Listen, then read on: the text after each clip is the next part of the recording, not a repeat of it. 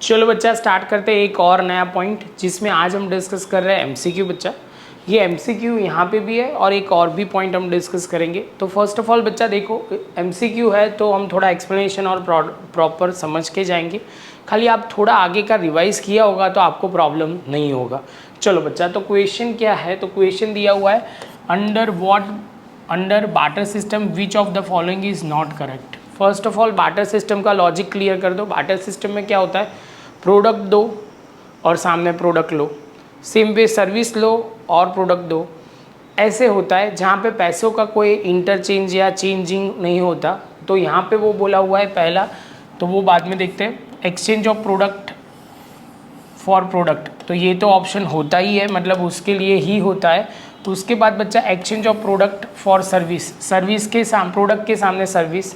Exchange of product service for product and service, तो ये तीनों ऑप्शन तो होते ही है बार्टर सिस्टम के। यहाँ पे जो नहीं होता है exchange of money for a product, exchange of money for a product, तो हम क्या करते हैं कि सामने क्या लेते हैं, हम पैसे देते हैं और उसके सामने प्रोडक्ट मिलता है। ऐसा बार्टर सिस्टम में नहीं होता। तो इसका आंसर जो होता है वो करेक्ट आंसर कौन सा है? ये एमसीक्यू का आंसर ए है। ध्यान में रखना, विच इज़ नॉट करेक्ट बोला हुआ है, करेक्ट नहीं बोला। क्वेश्चन पढ़ने में ये बहुत प्रॉब्लम होती है। What is the limitation of accounting? Accounting की लिमिटेशन क्या है पहले बच्चा? तो यहाँ पे प्रॉफिटेबिलिटी शो करना ये तो है ही, उसका लिमिटेशन नहीं है, नॉर्मल है। टैक्स प्लानिंग कर सकते हैं। यहाँ पे शो इकोनॉमिक स्टेटस, तो ये तो सब कैसा है कि उसकी लिमिटेशन नहीं है। जो मेन पॉइंट क्या है? Stable value of money. Stable value of money क्या होता है बच्चा? आज कोई आप असेट परचेज करते हो, आप आज कोई असेट परचेज करते हो, वो फ्यूचर में फिर से आप वही असेट परचेज करोगे वही प्राइस से, तो स्टेबल मनी बोला जाता है। एक सिंपल वे में बोलूँ, ये पेन मैंने सपोज़ 100 रुपये में परचेज़ की थी, 5 साल के बाद भी मैं 100 रुपये में परचेज़ करूँगा, यही पेन यही प्राइस की मिलेगी, तो स्टेबल वैल्यू ऑफ मनी बोला जाएगा। तो ये लिमिटेशन है ये अकाउंटिंग की कि इसमें स्टेबल वैल्यू ऑफ मनी नहीं होता। आगे चलते हैं। Accounting is known as a, तो यहाँ पे ये तो सिंपल लॉजिक है, हिस्टोरिकल अकाउंटिंग बोला जाता है। हिस्टोरिकल मतलब पास्ट के डेटा पे आप अकाउंटिंग करते हो, तो इसको हिस्टोरिकल अकाउंटिंग बोलते हैं। तो ये ऑप्शन ए आएगा। यहाँ पे प्रेजेंट अकाउंटिंग नहीं बोलते, फ्यूचर अकाउंटिंग नहीं बोलते, अननेसेसरी अकाउंटिंग भी नहीं बोलते। तो ये बेसिक टेक्स्ट बुक के थे। अब बच्चा स्टार्ट करते हैं आगे दूसरे, तो ये थोड़े रेफरेंस बुक में से लिए हुए हैं। चलो तो अब एक एक डिस्कस करते जाते हैं। तो यहाँ पे बोला हुआ है which system was prevailing in the economic due to the absence of money as a medium of exchange. तो यहाँ देख के ही पता चल जाता है, ये पहले जब मनी नहीं था तो हमारे पॉइंट ऑफ व्यू से हम क्या करते थे, तो बार्टर सिस्टम फॉलो करते थे। कौन सा सिस्टम बच्चा? Barter system. Which information is known as a qualitative information. Qualitative मतलब यहाँ पे वो समझना है कि जिसमें न्यूमरिकल नहीं आते वो, तो यहाँ पे स्टैटिस्टिकल इन्फॉर्मेशन में भी आता है, हिस्टोरिकल में भी आता है और फाइनेंशियल में आता है। जो इकोनॉमिक इन्फॉर्मेशन जो होती है, इकोनॉमिक इन्फॉर्मेशन, उसके अंदर न्यूमरिक डेटा नहीं आता, तो इसका मतलब क्वालिटेटिव डेटा जो ऑप्शन ए है वो आएगा। In the accounting which transaction are recorded in the books of account, तो यहाँ पे वो समझना है ऑलवेज। तो यहाँ पे बच्चा हिस्टोरिकल ट्रांजेक्शन आएगा, सिंपल है। अभी भी हमने डिस्कस किया था कि हिस्ट्री के हिसाब से पिछले जो ट्रांजेक्शन हो गए उसकी अकाउंटिंग होती है। How many categories of accounting are there, तो बच्चा 3 ब्रांचेज होती है, जिसमें आपको पहला पॉइंट ध्यान में रखना है financial accounting, management accounting and आपको वो कॉस्ट अकाउंटिंग। 3 ब्रांच होती है अकाउंट्स की, वैसे आपको क्लियर करना है। What is the duration of current liability, तो less than 1 year. Less than 1 year वाला जो होता है वो ऑप्शन सिलेक्ट कर दिया। What is the kind of goodwill, goodwill is intangible asset, लेकिन ऑप्शन में इनटेंजिबल नहीं दिया तो हमें वो रियल असेट के अंदर कंसिडर करना पड़ेगा। इनटेंजिबल मतलब जिसको आप देख नहीं पाते वैसी बात होती है, जिसको इनटेंजिबल असेट बोलते हैं। 7th में क्या बोला हुआ है? एक्सपेंस विच आर नॉट इंकर rapidly and regularly in the business, what are the call of expense।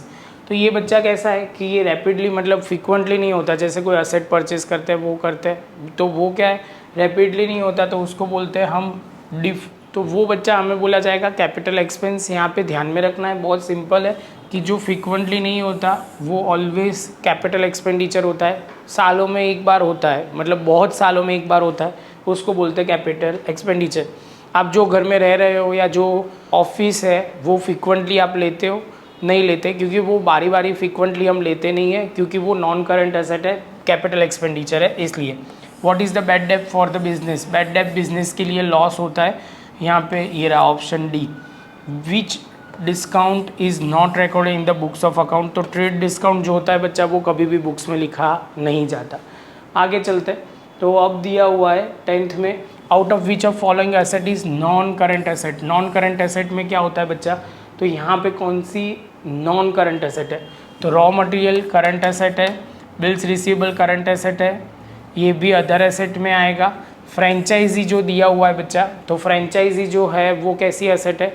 तो फ्रेंचाइजी जो एसेट है वो बोला जाएगा नॉन करंट एसेट, जिसमें 1 साल से ज़्यादा, आप किसी का जैसे समझ लो बॉम्बे फ्रेंचाइजी, मतलब हम किसी के प्रोडक्ट का, हम किसी का फ्रेंचाइजी लेते हैं, तब वो समझना है कि हम 1 साल से ज़्यादा ही होता है, वो ऐसा नहीं होता कि 6 महीने के लिए कि 2 महीने के लिए लिया जाता है। जनरली वो लंबे टाइम के लिए बड़ी अमाउंट, जैसे मैकडोनल्ड्स की हम फ्रेंचाइजी ले तो वो 1 साल से ज़्यादा ही होता है, वो ध्यान में रखना है। तो ये जो है फ्रेंचाइजी नॉन करंट एसेट की कैटेगरी में आएगा। Which term is use as a synonyms of book keeping? तो यहाँ पे वो ध्यान में रखना है, वो अकाउंटिंग जो होगा उसको कंसिडर किया जाएगा बुक कीपिंग के पॉइंट ऑफ व्यू से। उसके बाद बच्चा 12th देखते हैं, तो 12th में क्या है? Which one of the following is not advantages of accounting? बच्चा यहाँ पे वो कर दिया है, तो वो to know the non financial transaction, इसका मतलब वो है कि हम जो फाइनेंशियल ट्रांजेक्शन अकाउंट्स में फाइनेंशियल ट्रांजेक्शन या अदर वर्ड में बोले तो इकोनॉमिक ट्रांजेक्शन ही कंसिडर किए जाते हैं, तो कभी भी हमें वो एडवांटेजेस नहीं होता, कभी इसका नॉट एडवांटेजेस। तो ये है to know the non financial transaction, कभी भी हम अकाउंट से मिलेगा नहीं। जैसे नॉन इकोनॉमिक ट्रांजेक्शन हुए ना, हमने ऑर्डर प्लेस किया, ये सब कुछ होगा, ये नॉन इकोनॉमिक ट्रांजेक्शन है। ये 2nd चैप्टर का रियल क्वेश्चन है। Which one is a internal liability of a business? Internal liability बोले तो कैपिटल, बस ओनर के रिलेटेड बात बोलनी है। Out of following which is not a tangible asset? Tangible asset नहीं है, तो यहाँ पे ट्रेडमार्क जो है वो टेंजिबल एसेट नहीं है। टेंजिबल में कौन कौन आता है? तो trademark, copyright, pattern and goodwill, ये जो ध्यान रखना है वो इनटेंजिबल एसेट है। उसके बाद which are 2 important aspect of a business? तो यहाँ पे सबसे पहले बच्चा gain, loss, income, expense, gross profit, net profit, ये तीनों में आप देखोगे ना तो एक्सपेंस इनकम की ही बात हो रही है। जो मेन है वो लायबिलिटी एंड एसेट, बिजनेस की एसेट कितनी है और लायबिलिटी कितनी है उस पर डिपेंड करता है बिजनेस का फ्यूचर, तो बहुत इंपॉर्टेंट है। ऐसा ज़रूरी वो भी है, ऐसे भी लॉजिक में आर्ग्यूमेंट आ सकते हैं कि सर प्रॉफिट नहीं होता, प्रॉफिट एंड एक्सपेंस, वो भी एक इंपॉर्टेंट एस्पेक्ट है, लेकिन लायबिलिटी एसेट जो दिया हो तो उसको पहली प्रायोरिटी मिलेगी, वो आपको ध्यान में रखना है। उसके बाद short term liability is treated as a current asset, तो यहाँ पे शॉर्ट टर्म लायबिलिटी होगी वो करंट एसेट होगा। ड्राइंग क्या इंडिकेट करता है? सीधा ये पॉइंट बोला हुआ है, टेक्स्ट बुक का लिया हुआ है, तो रिडक्शन इन कैपिटल, ये ध्यान में रखना बच्चा, आपको याद ही रखना है। Which asset are recognise as a sub category of current asset? तो यहाँ पे लिक्विड जो एसेट होगी वो सब कैटेगरी ऑफ करंट एसेट का होगा। उसके बाद what is the call the excess of a day to day income over expense of a business? तो यहाँ पे एक्सेस क्या है बच्चा? इनकम है, किससे? एक्सपेंस से, तो हमारा प्रॉफिट बोला जाएगा। क्या बोला जाएगा? प्रॉफिट। और कौन सा प्रॉफिट? Revenue profit. हमारी इनकम जो है वो ज़्यादा है हमारे रूटीन एक्सपेंस से, तो उसको रेवेन्यू प्रॉफिट बोला जाता है। उसके बाद बच्चा ये थोड़ा आपको प्रॉपर दिखेगा, बीच में थोड़े MCQ दिख ही नहीं रहे थे, मुझे भी लगा ऐसा। Which of the following, which type of loss on sale of asset is a capital loss? बच्चा नॉन करंट असेट सेल करने से जो भी लॉस होता है उसको क्या बोलते हैं? तो कैपिटल लॉस बोलते हैं। उसके बाद 21 which is written document of a business transaction? तो वाउचर बोला जाता है उसको। क्या बोला जाता है बच्चा? वाउचर, जो चैप्टर 2 में आएगा बहुत डिटेल में नहीं है, ऐसे तो एक ही पेज है जो आपको ध्यान रखना है। आगे चलते हैं, which is non cash expense of a business? तो यहाँ पे नॉन कैश एक्सपेंस, तो डेप्रिसिएशन जो है वो नॉन कैश एक्सपेंस है, जिसमें हम असेट की वैल्यू कम करते हैं रीज़न की वजह से। कौन से? Time, passage of time, fashion change होती है, उसकी वजह से असेट की वैल्यू कम होती है, उसको बोलते हैं डेप्रिसिएशन। और डेप्रिसिएशन नॉन कैश आइटम है, ये आपको ध्यान रखना है, आगे जाके भी बहुत आएगा। नॉन कैश आइटम मतलब जिसमें हमारा कैश नहीं जाता, जैसे सैलरी पे करता है तो हमें पे करने के लिए, सैलरी पे करने के लिए सिंपल ध्यान में रखना है पैसे देने पड़ेंगे, डेप्रिसिएशन चार्ज करने में पैसे नहीं देने पड़ते।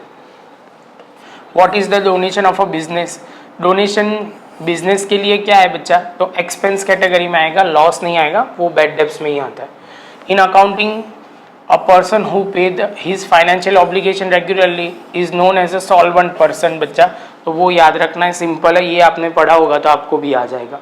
How many type of method of accounting in the practice are there? Accounting practice बोल रहे तो मेनली 2 ही है, डबल एंट्री सिस्टम एंड देशीनामा पद्धति। पद्धति मतलब देशीनामा सिस्टम, एग्जैक्ट वर्ड ऐसा है।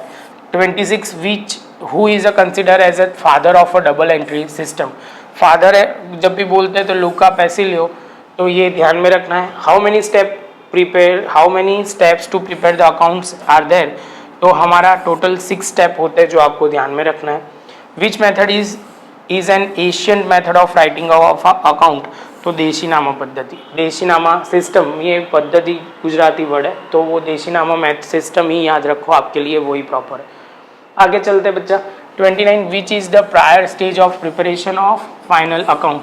ये ट्रायल बैलेंस, ये भी आपको याद रखना पड़ेगा क्योंकि ये चैप्टर जो है वो ट्रायल बैलेंस यही टर्म में आ जाएगा फर्स्ट टर्म में, लेकिन जो फाइनल अकाउंट है वो सेकंड टर्म में आएगा, तो ये आपको याद रखना पड़ेगा। ट्रायल बैलेंस जो है वो उससे पहले ट्रायल बैलेंस बनेगा तब भी फाइनल अकाउंट बनेगा। और लास्ट में बोला हुआ है बच्चा, for which type of asset realize value is 0? तो यहाँ पे वो फिक्टिशियस असेट, जो असेट है ही नहीं एक्चुअली, उसको असेट के तौर पे लिखते हैं क्योंकि बेनिफिट उसको 1 साल से ज़्यादा मिलने वाला है। तो जैसे मैंने वो एडवर्टाइज करवाई हुई है, मुझे पता है ये एडवर्टाइज मुझे 2 साल तक बेनिफिट मिलेगा, तो मैंने वो एक्सपेंस एज ए असेट दिखा दिया है, तो उसको फिक्टिशियस असेट बोलते हैं, और वो असेट है ही नहीं, उसकी कोई वैल्यू हमें वापस मिलेगी भी नहीं। तो बस बच्चा यही MCQ थे, टोटल हमने 33 MCQ डिस्कस किए। मिलते बच्चा नेक्स्ट लेक्चर में नए सम के साथ।